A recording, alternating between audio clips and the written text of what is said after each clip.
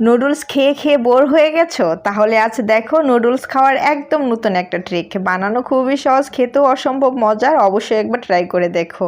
তো প্রথমে একটা কড়াইতে 2 টেবিল চামচ রান্নার তেল গরম করে হাফ কাপ পেঁয়াজ কুচি, 3 থেকে 4টি কাঁচামরিচ কুচি দিয়ে হালকা কিছুক্ষণ ভেজে 1/4 কাপ গাজর দিয়ে আবারও কিছুক্ষণ ভেজে 2 টেবিল চামচ টমেটো, সামান্য লবণ, 1 চামচ সয়া সস দিয়ে টমেটোটা নরম হওয়া পর্যন্ত ভেজে সেখানে একটা ডিম দিয়ে ঝুরি করে সবজির সাথে ভালো করে মিশিয়ে আগে থেকে সেদ্ধ করা 1 প্যাকেট লুডুসের ভিতরে যে মশলাটা থাকে সেটা দিয়ে ভালো করে মিশিয়ে নিব।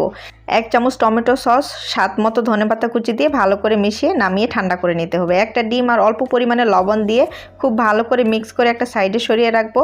এখানে আমি পাউরুটি নিয়েছি। পাউরুটির লাল অংশগুলোকে কেটে একটা বেলন দিয়ে বেলে পরিমাণ মতো পুর ভরে সাইডে পানি লাগিয়ে খুব ভালো করে রোল করে ডিমের মিশ্রণে ভালো করে ডুবিয়ে ব্রেড ক্রাম্বস দিয়ে কোট করে নিতে হবে।